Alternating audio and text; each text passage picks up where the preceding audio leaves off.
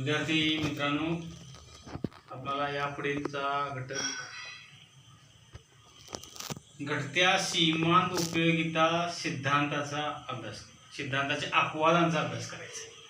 आपण घटत्या सीमांत उपयोगितेचा सिद्धांत अभ्यासला.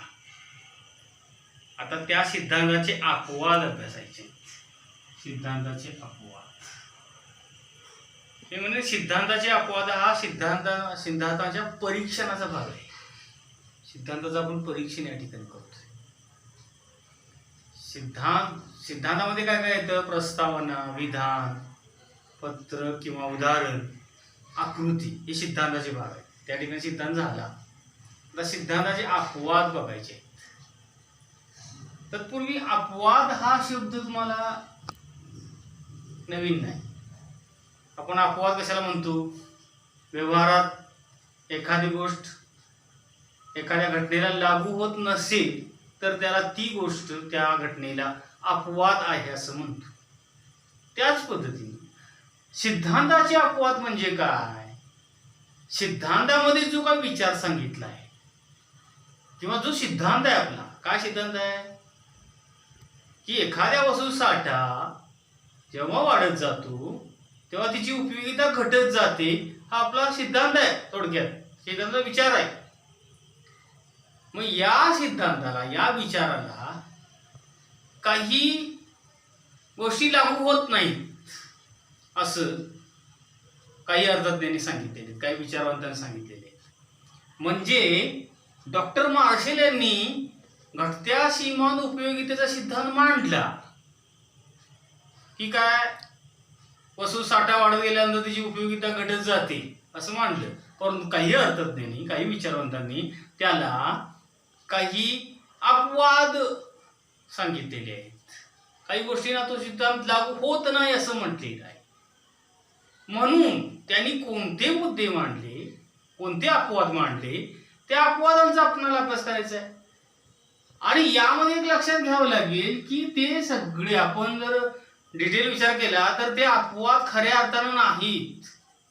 एक प्रकारचा भास झाल्यासारखा आहे.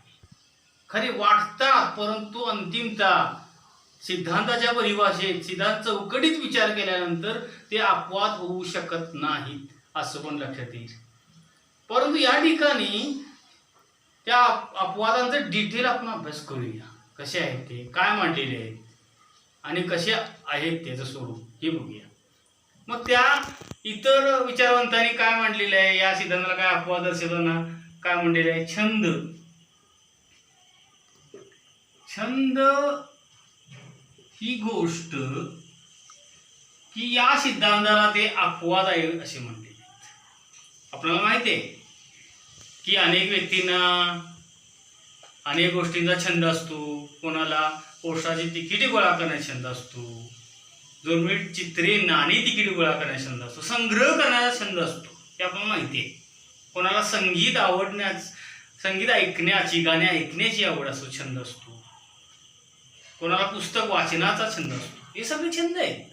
आणि छंदाचं स्वरूप बघितलं, एखाद्या वस्तूचा संग्रह करण्याची आवड छंद ज्याला आहे त्याला कसं दिसतं की त्या वस्तूमध्ये छंद म्हणून ज्या वस्तू गोळा केल्या जातात त्या वस्तूंची संख्या आपल्याकडे जशी वाढत जाईल तसं अधिक उपयोगिता वाटते, अधिक आनंद मिळतो असं वाटतं. म्हणून त्या विचारवंतांनी काय म्हटलेलं आहे की घटत्या सीमांत उपयोगी सिद्धांत या छंद या गोष्टीला लागू होत नाही असं म्हटलं. आपणाला पण बरोबर वाटतं, बरोबर आहे, सिद्धांत लागू होत नाही. परंतु आपण डिटेल सिद्धांताच्या परिभाषेत बघूया की या ठिकाणी हे खरोखर खरं आहे का, या अपवादात काही तथ्य आहे का, खरं आहे का. बघा सिद्धांताच्या परिभाषेत इथं काय तर चुकतंय की काय चुकलेलं आहे की वाटतं छंद म्हणून गोळा केलेल्या वस्तूपासून उपयोगिता न घटता ती वाढते आणि सिद्धांत लागू होत नाही. परंतु या ठिकाणी त्या छंदामध्ये गोळा केल्या जाणाऱ्या वस्तू एकसारख्या नसतात, एक जिन्सी नसतात. आणि आपल्या सिद्धांतामध्ये काय सांगितले? एक जिन्सी वस्तू असल्या पाहिजेत. बघा छंद म्हणून गोळा केल्या जाणाऱ्या वस्तू जर एकजिन्सी असतील, एकसारख्या असतील, एकाच प्रकारचं गाणं ऐकलं सातत्यानं, एकाच प्रकारचं कथा कायम वाचली तर उपयोगिता वाढेल का, घटणार. म्हणजे इथं एकजिन्सीपणा हे गृहीतक डावललेलं आहे, त्याचं उल्लंघन केलेलं आहे. म्हणून हा अपवाद होऊ शकत नाही. या अपवादात काही तथ्य नाही. वर पाठता आपण अपवाद वाटतो, परंतु हा अपवाद होऊ शकत नाही असं लक्षात येईल. आपल्याला मांडलेलं आहे त्याने, आपण पण त्याचा विचाराला घेतलं ते, पण अपवाद होऊ शकत नाही. असे प्रत्येक अपवाद या ठिकाणी वैशिष्ट्यपूर्ण आहेत असं लक्षात येईल तुम्हाला. दुसरा अपवाद मांडलेला आहे. प्रत्येक अपवाद असा खोदून विचारपूर्वक आणलेला आहे. बघूया आपण काय मांडलेलं आहे इतर विचारवंतांनी. व्यसन, की काही विचारवंतांनी काय म्हणलंय की व्यसन ही गोष्ट या सिद्धांताला लागू होत नाही असं म्हणलंय. आपल्याला माहिती आहे काही व्यक्तींना विशिष्ट वस्तूंचं व्यसन असतं. मद्यपी लोकांना मद्य पिण्याचं व्यसन असतं, किंवा अन्य व्यसन लक्षात, अंमली पदार्थांचं व्यसन, ब्राऊन शुगर खाण्याचं व्यसन, अन्य गोष्टींचं व्यसन जे असतं त्या वस्तूंचं सेवन वापर करत जाईल तसं त्या व्यसनी लोकांना उपयोगिता वाढत जाते असा प्रत्यय येतो. प्रत्येक वाढीव नगाबरोबर उपयोगिता वाढत जाते असं त्यांनी प्रतिपादन केलेलं आहे. म्हणून व्यसनाबाबत किंवा व्यसन ही गोष्ट या सिद्धांताला अपवाद आहे असं ते प्रतिपादन करतात इतर अर्थतज्ञ. परंतु या अपवादात काय तथ्य आहे का? तथ्य बघत असताना आपल्या सिद्धांताच्या परिभाषेत आपण विचार करू.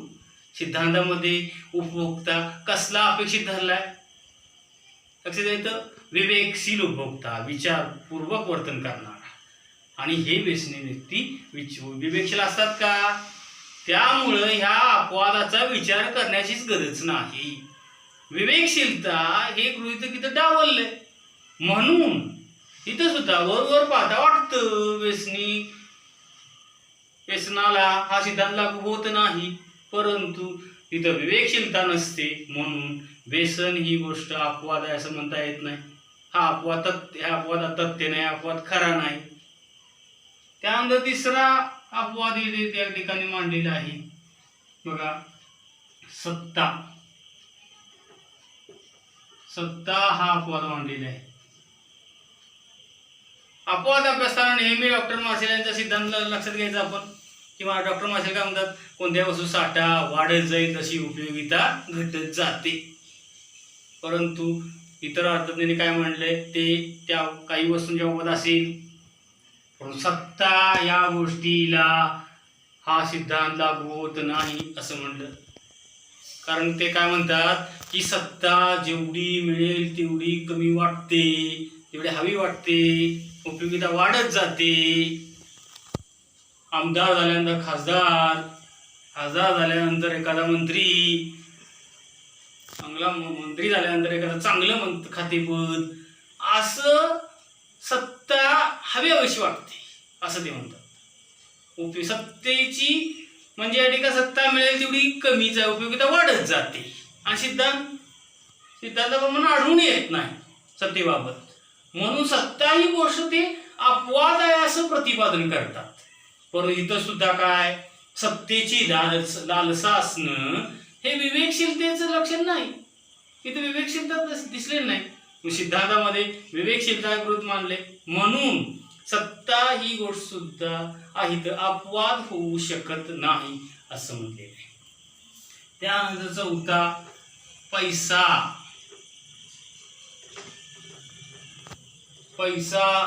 ही गोष्ट काही अर्थज्ञांनी या सिद्धांताला अपवाद आहे असं म्हणलेलं आहे.